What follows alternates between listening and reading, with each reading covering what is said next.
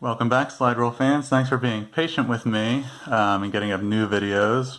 As I mentioned in the last video, I've been planning this review slash overview of the System Wern ABC slide rule for a little while. This is also known as the IWA Model 1638 slide rule. It's a circular slide rule. The story is that I was contacted by Eric Wern, who is the nephew of the designer of this slide rule, Carl Wern, and he offered to send me one. Would like to see review on my channel of the slide rule, so I accepted that, and here we are. So this is a very unique slide rule. It's my only IWA slide rule, and if Eric had not offered to send me one, I probably would have been contacting him to obtain one of these eventually. Let's talk a little bit about the history of this slide rule. It was designed in 1966 by Carl Wern and his brothers George and Lars. I believe they were in Sweden at the time they designed it. And it was sold in Sweden, Germany, and the USA, although I don't think it ever had a large number of sales or a large number of outlets selling it. I want to do 3 videos on the System Wern slide rule. This first video is going to be an overview, kind of explain the slide rule, a little bit of the history. I'm going to do the kind of basic settings which make this rule unique. In the second video, I'll do a couple of the other settings, just in case you have this slide rule, you're not as familiar with slide rules, but you want to know how to use it. Then in the third video, that's going to be a special treat. Carl, the designer, who's now 94, has agreed to come on the channel and answer some questions. So what I want you to do after this video is to write questions that you might want Carl to answer in the comments, and I'll select my favorite ones for that third video. So that might not be up for number of weeks or so. Okay, so as we said, System Wern slide rule designed in 1966 by Carl Wern. Interesting thing, and his brothers. Interesting thing about it is that it was designed with the help of a computer. I'm getting most of this information from Carl's website, so thank you, Carl. That computer was the Facet EDB3, which is an interesting old computer. It's an early von Neumann computer, or well, actually kind of a late what you would call von Neumann design, where programs are loaded into memory like a modern computer, instead of read from some kind of separate space like a ROM. Anyway, the computer is programmed primarily in Algol, so I don't know if that's what Carl was using to design the slide rule, but that, from what I've read, is the primary way that computer was used. So we're talking about a large computer, non-integrated circuit.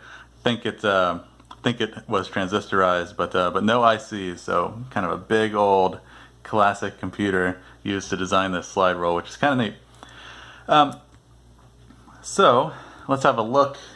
So the slide rule is manufactured by IWA in Germany, which is one of the few companies which still exists and still kind of in their original business of making slide charts and special purpose circular slide rules. I don't think they've made general purpose circular slide rules like this one in a long time, but company's still around in Germany making slide charts, so that's awesome. Now, the goal of the System Wern ABC slide rule is to give you direct readout of the decimal point. As most of the viewers know, with a regular slide rule, you can do a problem using your standard logarithmic scales, you get an answer, but the decimal point of the answer is not given to you by the slide rule. You need to estimate it or calculate it in some other way. And so Carl, I guess, and his brothers set out to design a slide rule which alleviated this problem. Maybe that would make the slide rule palatable to people who wouldn't otherwise be using it. Result here is a System Wern slide rule. It's a circular slide rule. It's relatively large. So here is a regular 5-inch slide rule, about 5 inches from here to here. So you can see this is relatively large. It comes with came to me with this manual, which is actually from a later version of the slide rule. Manual is all pictures and very little in the way of words. And this nice vinyl slipcase to slide into. Here's kind of a small pocket-sized circular slide rule. The Sama Anatani Model 90, just for comparison, a much smaller slide rule. Okay, now the System Wern slide rule, you can see, well, it is still thin. There's kind of a grommet here holding everything together. It has this inner rotating disc with some windows on it for reading what's printed on the fixed disc behind it. It has a hairline here on that rotating part, and it has a separate cursor with hairline. Okay, the cursor is nice in that it has reference letters for all the scales. So when you're reading the manual says, okay, use this scale, and you can see what he's using. And I'm going to give a little translation of what those scales mean in a second. All right, so physical construction, typical for IWA slide rules, kind of a slide chart-like construction. Thin, a little bit flexible. Okay. Now, how does the System Wern slide rule give you the decimal place of your answer? Well, what they did is the A, B, and C, and we're talking capital A, B, and C scales, are around here. What a lot of slide rules would do with such a long scale as this is they would use that long scale to give you a higher precision readout of your results. So they would still go 1 to 10, connect 1 and 10. But what the System Wern slide rule does is it actually has 8 decades. So it goes through 8 orders of magnitude as you go around. And as a consequence, you get relatively short decades, about here to here, see 100 to 1,000. And so if you're familiar with slide rules, you know the trade-off here is that it's going to have a lower precision readout than a typical slide rule.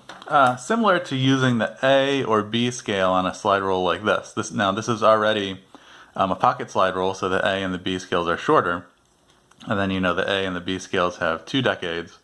And it's about the same length here, from this one to this one, and then around the outside from say 100 to 1,000 on the A and the B scale. Okay, so we have that. Let's look at kind of given. Before I do that, what I want to say is that it does kind of achieve its purpose in direct readout of the decimal point. Here, let's show you the whole slide rule. For these A, B, and C scales up here, I'll show you how to use them. The trigonometric scales give direct readouts, and it has down here a log-log spiral, which we know log-log scales give direct readout of decimal points on a typical slide rule also. Okay, so I like to think of this slide rule as essentially being kind of three slide rules, or 3 different groups of scales. Okay, so the first group is kind of the unique System Wern part. The A, B, and C scales, capital A, B, and C. The D scale, which kind of tells you your decimal point, the order of magnitude you're working with. See here, 10 to the 9, 10 to the minus 7. And the U and V scales, which are used for conversions. I'll show you how to use those. These use these 8-decade scales, where you can, for a lot of problems, just read directly the decimal point of your solution. Okay, so there are also trigonometric scales, the M and the N scales. These are on the outside. These run from 0 to 90 degrees on the outside here. That's kind of a degree scale. Right inside of that is a radian scale, so you can use that for conversions between degrees and radians from 0 to 90. Then inside this window here, you can see on the key is S and T. You get direct readouts of sines and tangents of those angles on that outermost scale. So those are non-logarithmic scales. You cannot use them in conjunction with the other scales. But you can read sines and tangents, also cosines and cotangents, and then their inverse functions directly between the outer scales and these S and T scales here. And interesting non-logarithmic arrangement from 0 all the way up to 90. So you might be wondering what happens to tangent.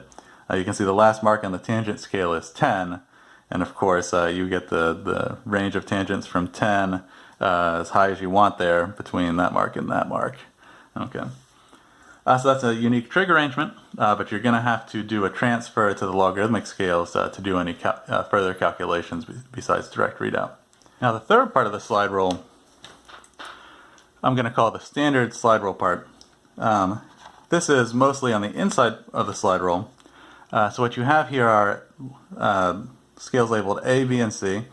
These are kind of an analog of the capital A, B, and C scales the slide rule has. These are essentially standard D, CI, and C scales, like would be on a circular slide rule, such as the Natani model. You have a log-log spiral. The interesting thing about the log-log spiral is it's reversed. Numbers actually increase as you spin around this way instead of this way. Okay. You have essentially K and A scales for cubes and cube roots, squares and square roots. They're in this little window here. So they're on essentially the base part of the slide rule, like a K or an A scale. Then you have these U and V scales, which are for markups and markdowns, percentage increase, percent decrease. Those are also used with this kind of standard part. Now, I've split it into the three parts because essentially the three parts are used separately. You don't really use any of these scales with the trig scales because the trig scales are non-logarithmic. And then the standard slide rule cannot be used directly for most calculations with the ABC part of the slide rule, the unique Wern part. Okay, let's have a closer look at this first part and see how to do a calculation. So you have these scales labeled capital A, capital B, capital C.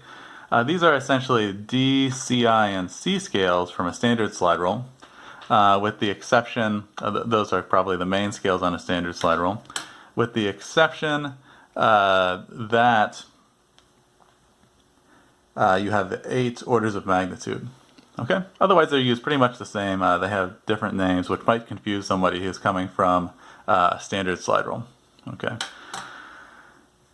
You have the D part, which I think we mentioned has your order of magnitude mark. And then you have these U and V conversion scales.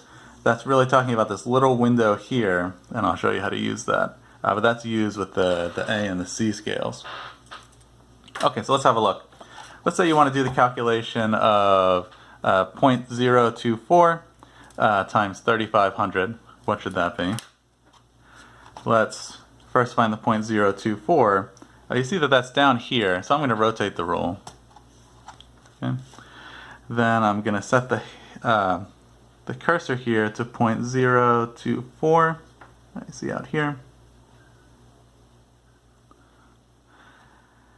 And if you want to multiply numbers, you use A and B. So that's kind of like using D and CI on a regular slide rule. Okay, you want to multiply numbers and you'll find the result at the index. And so you can see here they put a little dot here for multiply. So you want to multiply, use A and B, use the dot as a reference for multiplying. And you can see I'm going to find 3,500 directly. Here we have it.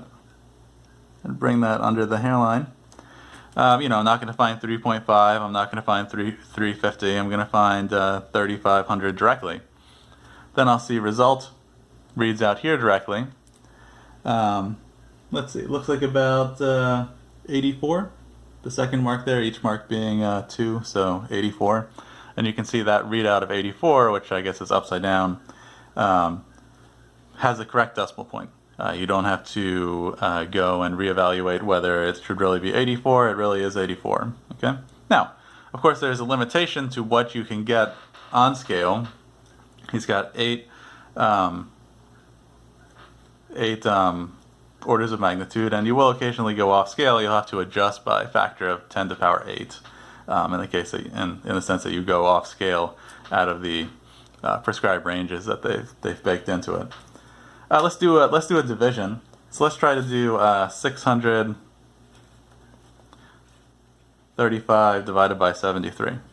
And we'll see with this calculation that the precision of the slide rule is a little bit of a bear here. So first, let's find the 635 again on the capital A scale. So let's see, where is that? Let's rotate again. It's down here. So I'm going to, you see, to set 635, I have 600, 620, 640. So I've got to kind of be about there. I'm going to hold this carefully, so hopefully we get a good setting. Then to divide, I want to divide by 73. So to divide, instead of using B, you use C. And you bring the second number under the hairline on C. So let's find 8.6. Now again, find exactly 8.6, not 86 or 860. So let's see. Sorry. I don't want to divide by 8.6. I want to divide by 73. Result should be about 8.6. So let's see. So here's 7. We're using the wrong order of magnitude here. Here's 70. So 74 would be there, I believe. So 73, halfway between that mark and that mark. Okay. Let's read result out here. Result, I'm going to just spin the rule so you can see that easier. So result is out here. Looks like about, gosh, need to get close. Looks like about 87, 8.7. Again, I'm used to using a regular slide rule. I should read that as 8.7. Okay. Now you can see that even on a short slide rule like this, sometimes there are additional marks which are not on the slide rule. So for example, that first number that I set, the 635, you can see I have additional resolution here, even on this short slide rule on the D scale, to set 635 with a little bit more accuracy. And then 73 actually has its own mark. So you can see the downside of fitting the 8 orders of magnitude on there is you get a lower resolution of your tick marks, and it's a little harder to set numbers past a couple of decimal points. Okay. Now, you can also use those scales to calculate proportions. So for proportions on a normal slide rule, a regular proportion, you want to use D and C. So here you should use A and C. You can set up a proportion. And you might expect then that you could do conversions easily with A and C. And they have a nice kind of little scale here which contains a bunch of built-in conversions. So let's see. So let's do a simple conversion. Let's do something like, let's see, I think it has centimeter to inch somewhere. Could have swore it was here. Oh, here we are. Okay. So you can see here on these scales it says inch here and centimeter here. So I'm going to align the mark with the hairline. It has a reminder that this unit, the centimeter, should be on the A scale, the inches on the C scale. So let's say I want to convert 200 inches. I'm going to find that on the A scale, some number of centimeters. I'm going to look on the C scale. So okay, let's find the 200, and again, 200 exactly on the A scale. Let's see, 200... here. Okay, then also at the hairline, but on the C scale, let's see, do I have that reversed? I have that reversed. It should be inches on C scale. Sorry. And centimeters on A scale. Didn't sound right to me. Okay. Okay, I'm in the wrong place. I need to find 200 actually on the C scale. Here we have it. Okay, you can see, looks like a little over 500. Let me see how well aligned I am on the mark. Okay, then let's get a good alignment. Looks like a little over 500. That would be 520, so I don't know, maybe reading this as about 505. Again, you can see the limit. You can see the limit of the precision here. Okay, well, that's an overview of the System Wern slide rule. Please send me your comments and the questions you want me to ask Carl Wern, designer of this slide rule.